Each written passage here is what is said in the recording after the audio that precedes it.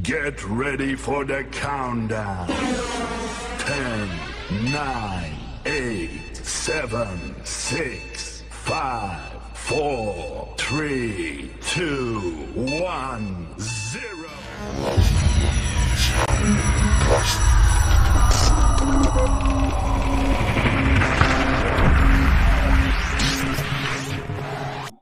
Assalamualaikum warahmatullahi wabarakatuh. Waalaikumsalam warahmatullahi wabarakatuh. Selamat datang buat teman-teman semuanya. Teman-teman, apa kabar nih? Alhamdulillah baik. Alhamdulillah. Insyaallah, alhamdulillah. Terima kasih sebelumnya sudah bergabung. Kali ini dalam mata kuliah Sistem Prosedur Administrasi Negara yang diampu oleh Ibu Abdiana Ilosa, SAP MPA. Nah, di sini kita bakal ngebahas dan mendiskusikan mengenai bagaimana sistem operasional prosedur yang ada dalam sebuah instansi dan menganalisis apa saja yang menjadi kekurangan atau yang belum sepenuhnya sesuai jika itu diterapkan di sebuah instansi tersebut. Nah, ini semua akan dibahas bersama narasumber-narasumber kita, yaitu yang pertama ada Amara Khairunisa, ada yang kedua ada Ventika Kardea, yang ketiga ada Fitrisya Anggraini, ada Widya Aprilia Safira, ada Dedi Arianto, Galuh Maharaja, dan saya sendiri, Eni Sylvia, yang akan memoderatori diskusi kali ini. Nah, untuk kita ketahui bahwa standar operasional prosedur ini merupakan sistem yang disusun untuk memudahkan, merapikan, dan menertibkan pekerjaan suatu organisasi atau perusahaan. Nah, standar operasional prosedur yang akan kita bahas di sini yaitu mengenai SOP pelayanan pada Dinas Kependudukan dan Pencatatan Sipil Kota Pekanbaru yang beralamat di Jalan Mustafa Sari, nomor 1, Tangerang Selatan, Kecamatan Bukit Raya, Kota Pekanbaru, Riau. Seperti yang kita ketahui bahwa Disduk Capil ini merupakan suatu instansi dengan basic pelayanan masyarakat. Nah, salah satunya itu menerbitkan akta-akta kelahiran, kematian, perkawinan, perceraian, dan lain sebagainya. Nah, di sini yang jadi fokus pembahasan kita adalah terkait SOP pada penerbitan KK kematian. Nah, ada beberapa poin dari SOP ini yang perlu kita bahas. Di antaranya, sebentar ya.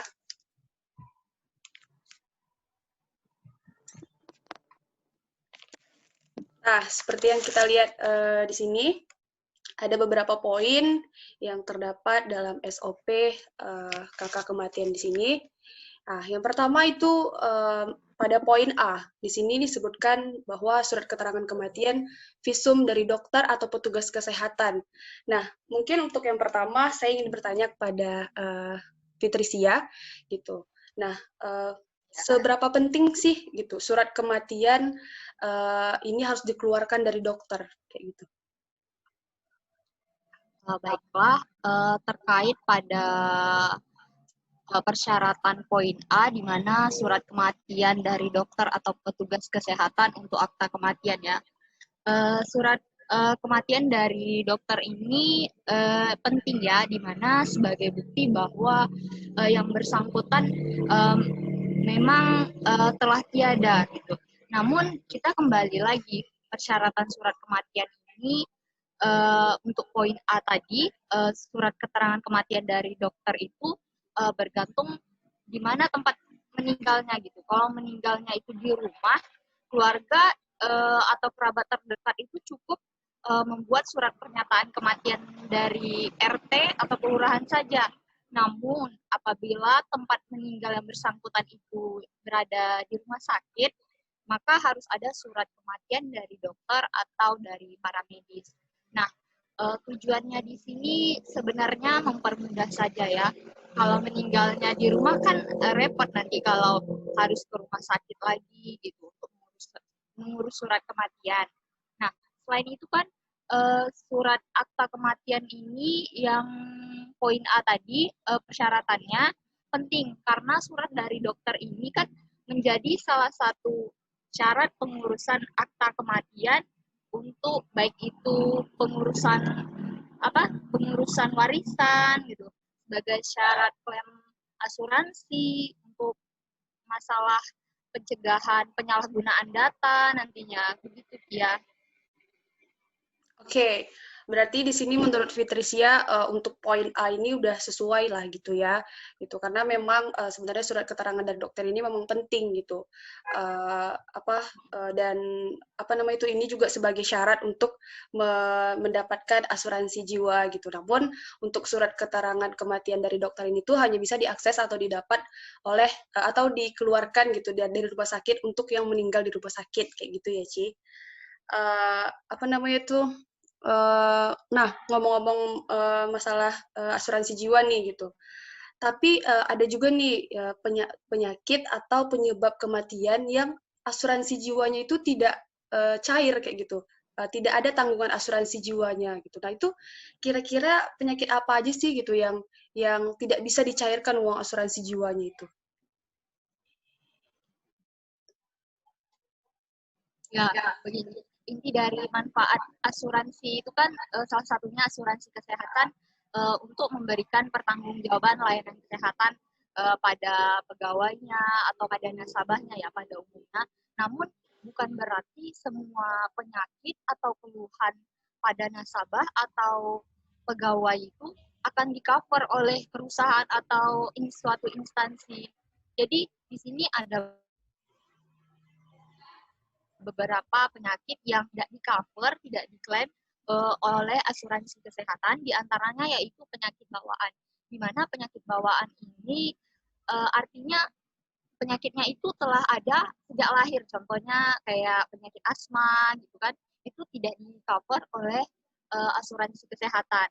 Kemudian yang kedua, seperti ada lagi penyakit langka. Nah, penyakit langka ini maksudnya penyakit-penyakit yang jarang ditemui gitu. Jadi kalau misalnya seperti apa penyakit kelainan otot itu kan salah satu penyakit yang jarang ditemui. Adapun cuman 1, 2 orang 10% lah gitu kan. Jadi itu tidak tercover juga. Kemudian ada lagi penyakit kritis seperti penyakit jantung, gagal ginjal itu juga tidak tercover. Kemudian penyakit yang apa ya sebelum ada asuransi tapi penyakitnya itu telah ada gitu. Jadi asuransi tidak bisa mengcover itu dalam asuransi kesehatan. Nah, ada juga penyakit HIV atau AIDS ya, itu juga tidak di-cover oleh asuransi kesehatan. Sebenarnya masih ada lagi gitu penyakit-penyakit yang tidak di-cover oleh asuransi kesehatan.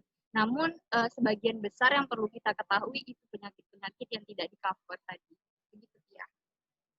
Oke, berarti untuk beberapa penyakit itu salah satunya kayak penyakit menular, penyakit bawaan kayak gitu ya, Ci.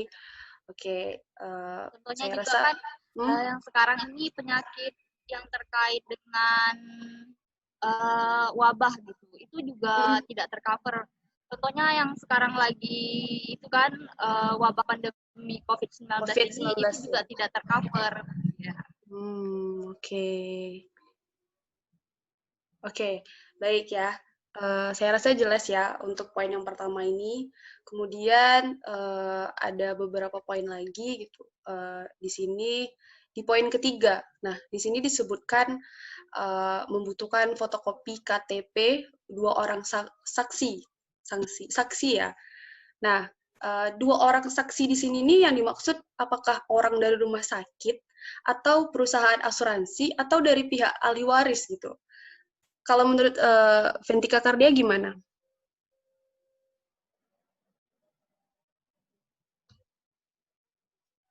Ventika? Suaranya? Halo? Halo, Ventika? Pada Ventika? Oke. Seperti di sini ya, dia tuh orang yang benar-benar yang mengetahui bahwa orang yang bersangkutan tersebut telah meninggal dunia. Nah, misalnya kayak dari saudara dari ahli warisnya atau dari tetangga yang terdekat. Nah, seperti itu dia. Nah, dibutuhkannya saksi ini dia itu untuk memberikan keterangan guna untuk membuktikan kalau orang yang meninggal tersebut memang adanya membuktikan kalau memang benar-benar orang tersebut memang sudah meninggal dunia, ya. Berarti orang-orang yang memang ada di TKP lah gitu ya. Ya deh, yang oke. Iya, Nah, ya. berarti di sini menurut dia untuk poin ketiga ini tuh udah sesuai belum gitu untuk diterapkan pada SOP pencatatan akta kematian ini? Kalau menurut saya sih memang udah tepat ya, Pia. Kan soalnya takutnya nanti ada kebohongan, sehingga kan harus dibutuhkannya kayak saksi gitu. Kalau menurut dia gitu. Oke. Nah, terus lagi mungkin jelas ya. Selanjutnya di poin yang ke D, poin yang keempat di sini disebutkan surat keterangan kematian dari lurah gitu. Nah, sementara kan sudah ada sebelumnya di poin yang A gitu, surat keterangan dari dokter. Itu kenapa nggak pakai satu surat dari dokter aja gitu? Kenapa? Agar memperpendek birokrasinya gitu. Karena kan dokter yang memeriksa, dokter yang tahu penyakitnya kayak gitu. Dari Wiwit boleh? Ya, Pia. Secara prosedur, setiap peristiwa kematian wajib dilaporkan oleh pemerintah desa atau kelurahan ke Disduk Capil. Disduk Capil kemudian mengeluarkan akta kematian untuk validasi data kependudukan agar yang sudah mati tidak masuk lagi database kependudukan. Selain itu dapat digunakan untuk mengklaimen asuransi atau perbankan, taspen, dan urusan lainnya. Udah ya? Oke. Jadi kalau menurut Widya itu untuk poin yang D ini tuh udah sesuai belum diterapkan? Kalau diterapkan di SOP. Udah ada sesuai diterapkan di SOP. Oke, kira-kira teman-teman yang lain ada tanggapan atau tambahan mungkin? Sedikit menambahkan, Pia. Ya, silakan Dedi. Setuju sama si Wiwi tadi, kenapa SOP yang poin B ini harus diterapkan seperti yang dijelaskan sama Suci tadi, Fitrisi Anggra ini, bahwa surat keterangan kematian dari dokter itu kalau pasiennya meninggal di rumah sakit. Tapi kan kalau meninggalnya di desa atau di rumah pribadi, tentu adanya surat kematian dari kelurahan. Jadi penting ini dimasukkan dalam SOP juga. Jadi tidak ada yang perlu kita ubah juga. Dan udah oke sih prosedurnya. Oke, terima kasih Dedi.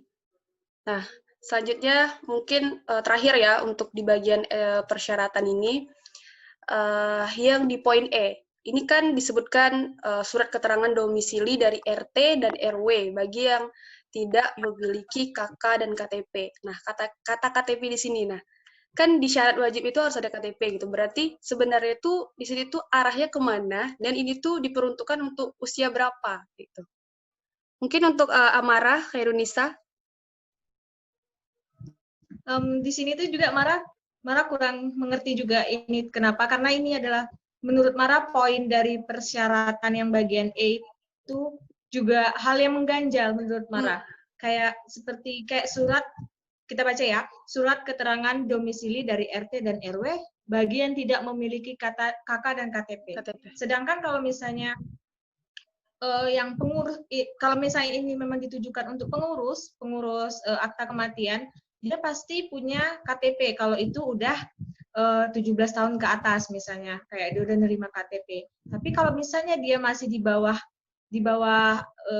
umur 17 tahun, dia pasti terdaftar dalam KK kan kalau dia mengurus surat akta kematian itu. Jadi di sini juga sedikit membingungkan menurut Mara. Seharusnya dijelaskan ini surat keterangan domisili RT dan RW itu bagi umur berapa sebetulnya, umur berapa yang nggak memiliki KK dan KTP. Menurut Mara seperti itu sih. Ini hal yang mengganjal juga sih, bukan kalau menjelaskan Mara makanya kurang ngerti, makanya Mara perlu mungkin ini sedikit ya harus dijelaskan, karena sebetulnya kan kalau untuk pelayanan itu kan yang harus kita gimana ya, harus kita juga terapkan itu yang jelas gitu loh, biar nggak rancu ya kan, biar nggak jadi miskomunikasi antara pelaksana sama gimana ya, sama yang mengurusnya. Menurut Mara seperti itu ya. Oke, berarti di sini menurut Amara untuk poin yang terakhir ini tuh kurang jelas gitu ya penjelasannya tuh gitu. Kurang jelas, seharusnya lebih jelas ya kan. Iya, Seharusnya lebih jelas kalau misalnya itu membutuhkan surat RT dan RW. Oke, misalnya kalau hanya untuk domisili misalnya kayak gitu kan. Tapi kok ada buka kurung, ada di dalam kurung itu bagian tidak memiliki KK dan KTP itu sedikit rancu, mungkin harus diperjelas lagi ya, itu untuk apa gitu loh. Kalau untuk RT dan RW-nya itu mungkin ya RT dan RW memang biasanya itu kan untuk mendata kan, data penduduk satu RT, satu RW seharusnya memang ada. Cuman ini sedikit rancu itu bagian yang di dalam kurung itu, begitu ya Safia menurut saya. Mungkin saya juga baru belajar kan, jadi mungkin teman-teman yang menurutnya kurang penjelasan dari Mara mungkin bisa disanggah mungkin ya kan. Iya, ya dipersilakan buat teman-teman yang lain mungkin ada tanggapan, pandangan, atau mungkin saran nih apa nih solusinya tuh kira-kira yang bisa kita apa ya ajuin gitu untuk poin yang terakhir ini gitu. Ya dipersilakan buat teman-teman yang lain mungkin.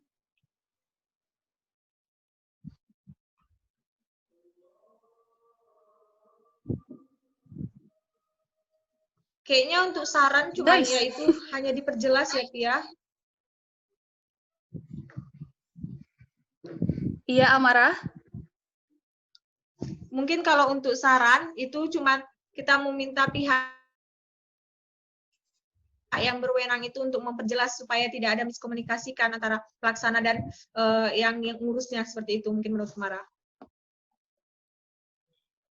Karena ini bisa jadi kan kalau misalnya dia tidak memiliki KK dan KTP bisa jadi kan surat RT dan RW itu bisa dijadikan jadi surat ilegal karena siapa aja bisa mengurusnya gitu loh. Siapa? Maksudnya gimana ya? Kan hak misalnya kalau ngurus hak waris gitu. Bisa saja kan orang-orang yang tanda kutip gitu loh yang jahat memang untuk ya banyak kan kasus-kasus sekarang. Malah dia yang ngurus kayak gitu. Karena tidak ada bukti KK dan KTP, jadi nanti pasti ada konflik kan, siapa yang ngurus gitu loh. Emang siapa yang mengesahkan seperti itu menurut Mara. Jadi itu masalahnya mungkin menurut Mara. Dikhawatirkan nanti ke depannya bakal kayak muncul legalitas kayak gitu ya. Dikhawatirkan bakal disalahgunakan. Iya. Menurut Mara. Oke, buat teman-teman yang lain masih dipersilakan nih untuk tanggapan di poin yang terakhir ini.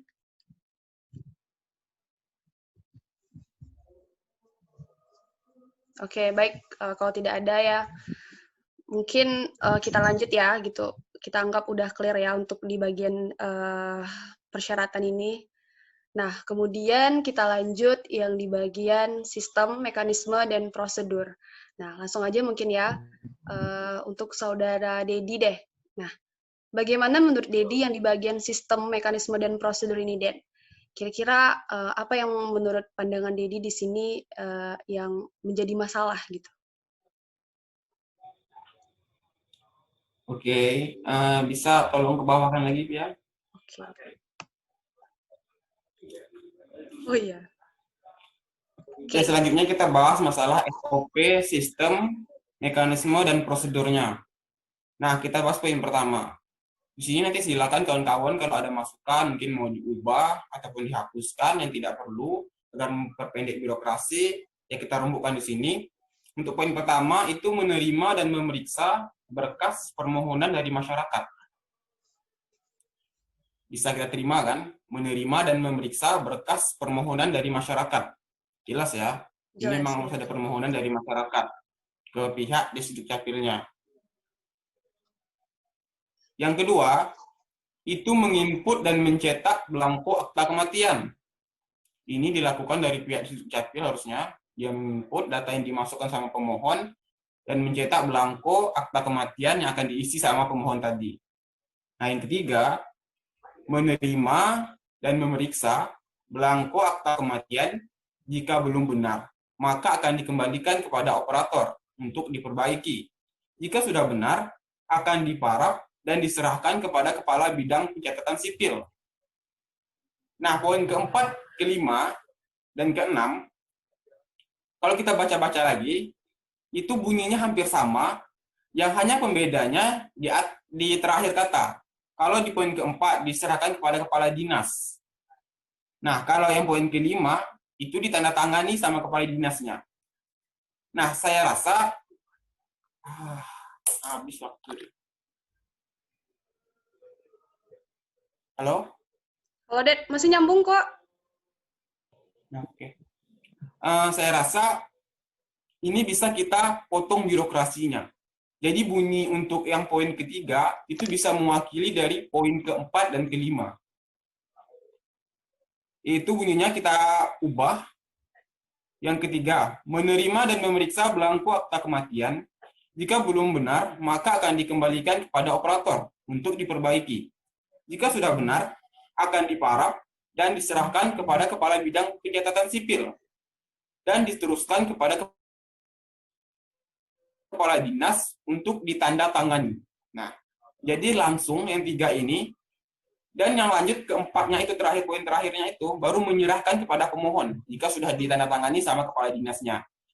Jadi saat nanti pembuatan kayak kita membuat struktur gitu ataupun diagramnya, jadi tidak terlalu Efektif. membingungkan sama pembaca karena bahasanya bolak-balik gitu juga. Mulai dari ya kita efektif dan efisienkan juga gitu diagramnya baik pun di sini. Jadi SOP untuk sistem mekanisme dan prosedur ini tidak terlalu panjang dan bertele-tele gitu. Jadi bisa dipendekkan dan juga tidak lama prosesnya. Karena kan biasanya semakin panjang SOP-nya semakin lama juga proses selesai dari surat akta kematian pemohon tadi. Menurut kawan-kawan atau ada masukan yang lain? Kooperator dulu. Oke, berarti Ya, menurut saya ya seperti itu, Dedi.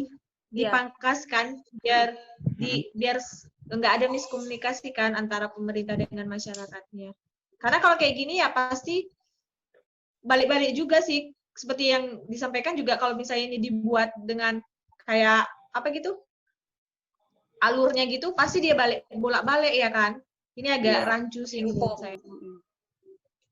ya, berarti menurut di sini mungkin maksud Dedi yang kayak ada pemborosan kata gitu ya, Det. Kayak yang kalau dipadatkan jadi satu poin itu bakal jadi lebih efektif pemahamannya gitu. Jadi saran dari Dedi di sini tuh untuk di poin ketiga dan keempat itu cukup dijadikan satu poin saja gitu ya, Det. Poin keempat kelima digabung jadi poin Oh, ketiga. oke, iya, poin 4. Oke. 4 dan 5 digabung di poin ketiga. Iya. Oke, mungkin dari teman-teman yang lain ada saran tambahan atau pandangan yang lain gitu.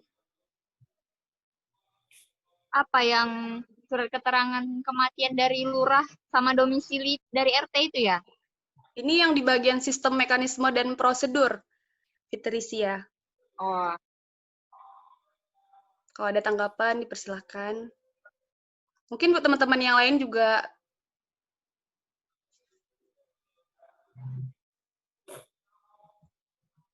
Tidak ada ya? Kayaknya nggak ada. Iya, kayak cukup. Oke, Seperti next ya. Kita masuk ke waktu penyelesaian. Nah, di sini saya mau ke Saudara Galuh. Waktu penyelesaian. Di sini kan dijelaskan bahwa 14 hari kerja. Nah, kira-kira efektif dan efisien nggak gitu selama 14 hari kerja ini? Itu kan kurang lebih 2 minggu ya. Menurut Galuh itu seperti apa? Oke, Pia, untuk mengurus akte kematian, pertama-tama keluarga dianjurkan untuk melakukan pengurusan akte kematian paling lambat 30 hari setelah tanggal kematian. Cara mengurus akte kematian tidak rumit, cukup untuk datang ke Dukcapil dan membawa persyaratan yang dibutuhkan. Setelah semua syarat diberikan, maka kita ini tinggal menunggu penerbitan surat kematian tersebut dalam jangka waktu paling lama 14 hari. Ya, 14 hari kerja. Namun ada juga kantor yang daerah-daerah tertentu yang dapat menyelesaikan dalam waktu 2-7 hari. Ini memberi patokan lah, paling lama itu 14 hari. Tergantung daerah-daerahnya, bisa mungkin lebih cepat dan bisa juga lebih lambat. Sekian, Pia. Oke. Berarti sesuai nggak nih Galuh untuk poin yang ini nih? Menurut saya sih sesuai ya. Karena kan memberi waktu paling lama lah, maksimal kan 14 hari di batasannya lah. Dan bisa kantor-kantor kan juga bisa lebih cepat apabila mungkin masalah apa lebih mudah lah. Oke. Kalau misalnya persyaratan juga kurang, mungkin bisa lebih lama. Tergantung persyaratannya lagi. Ya, sekian dia. Oke, bagi Galuh, menurut Galuh cukup sesuai gitu ya. Mungkin kalau dari teman-teman yang lain, ada pandangan yang lain? Mau melakukan 14 hari itu paling maksimal. Oke. Oke. Ya, silakan Dedi.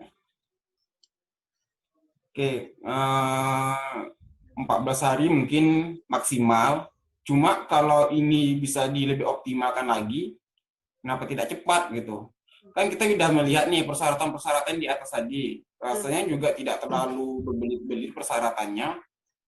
Dan 14 hari itu terhitung sama pemohon menyerahkan Setelah berkas dari persyaratan diserahkan. tadi yang dalam kitab tadi kan.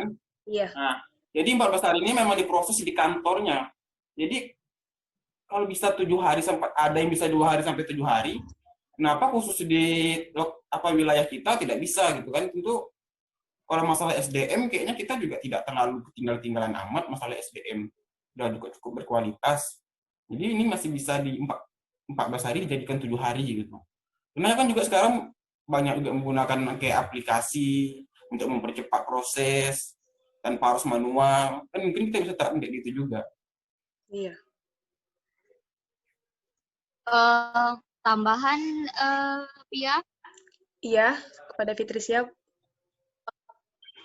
Dia kan 14 hari itu maksimal ya.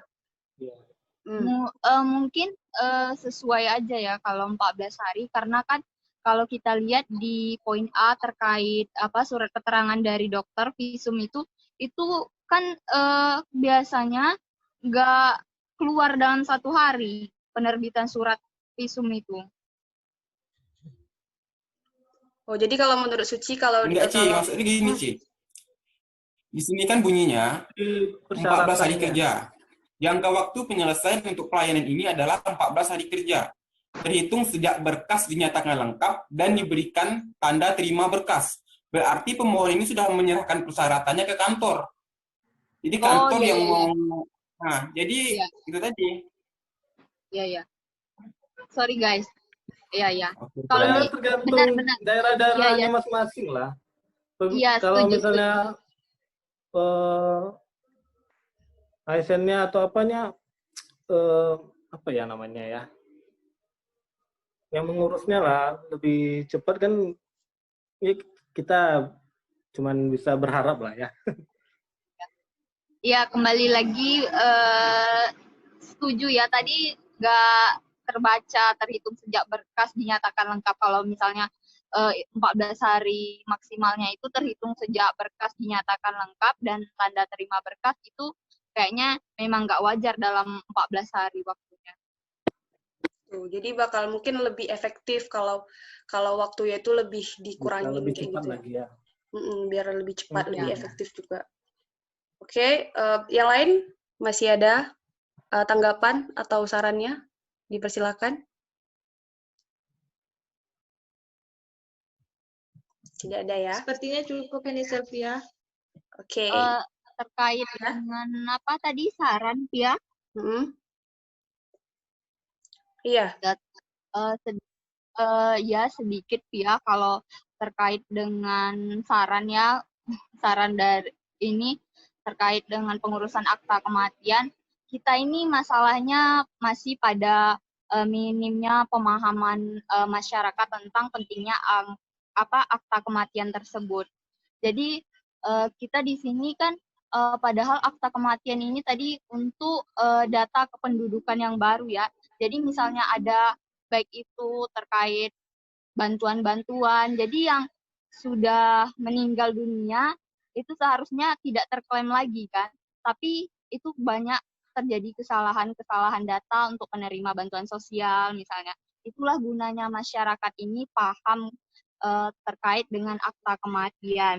Nah, jadi diharapkan semoga ya agar para aparatur sipil terendah gitu, baik itu dari tingkat RT gitu, RW, lurah, kepala desa, seharusnya kan dapat lebih bersikap proaktif gitu dalam melaporkan kematian warganya kepada Disduk Capil gitu, agar data tuh terus diupdate gitu kan. Selain itu kan juga perlu disosialisasikan gitu, bahwa segala urusan kependudukan seperti akta kematian ini tadi tidak dipungut biaya gitu kan. Terkadang warga masyarakat yang tahu dan akan pentingnya akta kematian ini mereka tidak membuat karena besarnya biaya. Terkadang kan ada calo-calo yang memungut, padahal kan di sini keterangannya biaya atau tarifnya itu gratis kan. Tapi kebanyakan dari pengurusan akta kematian ini ada calo-calo lainnya yang memungut biaya sampai misalnya entah berapa ratus ribu gitu untuk pengurusan suratnya. Jadi di sini hal ini saya nilai perlu untuk menghindari perilaku percaloan sosialisasi tadi, sehingga agar masyarakat tuh nggak enggan gitu mengurus surat akta kematian tadi. Gitu aja, Pia. Oke, ya. Cukup jelas ya, Ci. Terima kasih banyak kepada Fitricia. Oke, selanjutnya kita lanjutkan untuk bagian terakhir ya, pada bagian waktu penyelesaian. Nah, terakhir, mungkin untuk Amara Khairunisa di sini terkait di poin yang terakhir ini masalah biaya dan tarif. Nah, di sini kan disebutkan bahwa tidak dipungut biaya atau gratis apabila tepat waktu. Namun keterlambatan pengurusan dikenakan sanksi administrasi berupa denda. Nah, tidak dipungut biaya apabila tepat waktu. Nah, tepat waktu ini tuh kira-kira tepat waktu yang kayak mana yang dimaksud?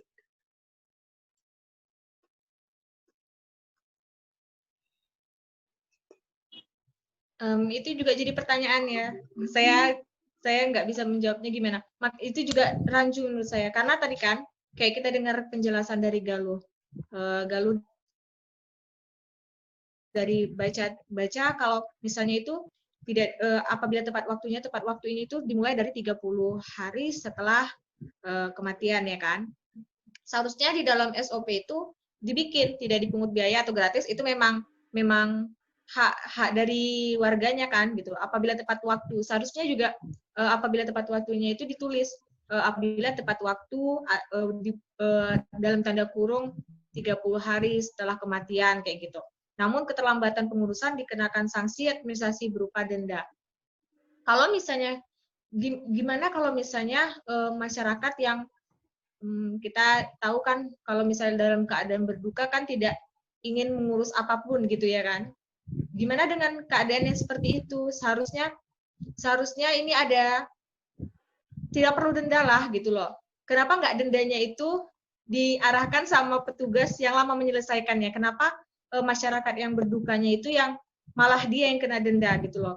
Padahal kan ya dia mau ngurus atau enggak, ya memang penting gitu kan sebetulnya untuk pendataan. Tapi ini kalau untuk denda, untuk sanksi seperti itu, Mara rasa tidak perlu, dan di sini kurangnya juga tepat waktunya itu harus lebih jelas waktunya itu kapan gitu loh. Jangan tepat waktunya itu jadi ya kadang menurut masyarakat dia udah tepat waktu, kadang menurut pemerintah yang berkaitan itu ya tepat waktu dia pengurusannya. Jadi kan itu juga ada miskomunikasi seperti mungkin itu. Gini ya, terkesan yang meninggal kena pajak denda tadi. Gimana tadi? Mungkin terkesannya yang sudah meninggal dipajak lagi, kena terlambat ngurus tadi. Iya benar. Terkesannya udahlah maafnya udah mati, terus keluarganya kena denda lagi gitu. Kenapa nggak denda itu dikasih sama orang yang sama yang si pelaksananya itu gitu loh? Karena dia udah karena kita lihat juga ada. Oke, kita beralih dari akta kematian. Dalam pengurusan KTP juga ada kadang yang kita nunggu sampai setahun lebih, kenapa nggak mereka aja yang kena denda gitu? Kenapa orang yang lagi berduka yang mereka kena denda? Seperti itu menurut Mara sih. Gitu. Mungkin kan apa ya, masih kayak ya sama dengan poin yang sebelumnya gitu ya, masih kurangnya penjelasan di Rancu. sini. Dan Ya, ini nih, masih rancu. iya penjelasannya juga, penjelasannya. Itu kira-kira kalau menurut Amara di sini apa nih solusi untuk poinnya ini gitu? Sesuai nggak kalau misalnya diterapkan? Ya, kalau untuk sesuai ya, menurut Mara enggak ya. Maksudnya sesuai dalam SOP-nya oke, fine. Cuman nggak jelas gitu loh. Seharusnya lebih dijelaskan lagi gitu. Itu akan mungkin lebih membuat SOP itu mudah dipahami, terus mudah disesuaikan antara masyarakat dan pemerintahnya seperti itu. Oke, kira-kira teman-teman yang lain ada tanggapan untuk di poin waktu penyelesaian ini?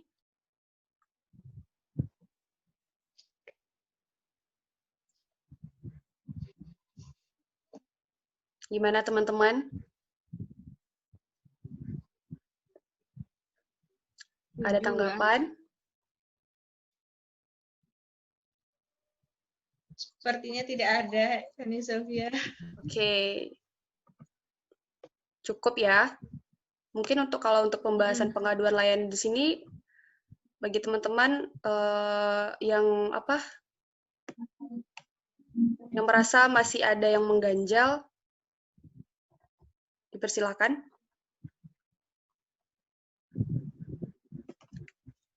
Cukup ya? Cukup. Oke, itulah tadi serangkaian diskusi yang dilakukan bersama teman-teman.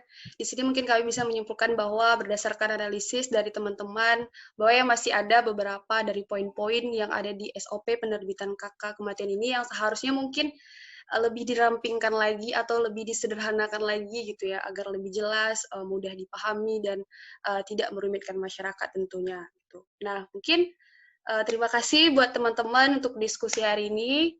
Semoga banyak ilmu yang bisa kita dapatkan. Mohon maaf apabila ada kesalahan. Mungkin segini saja dulu. Saya Heni Salvia. Wassalamualaikum warahmatullahi wabarakatuh. Waalaikumsalam warahmatullahi wabarakatuh. Waalaikumsalam warahmatullahi wabarakatuh.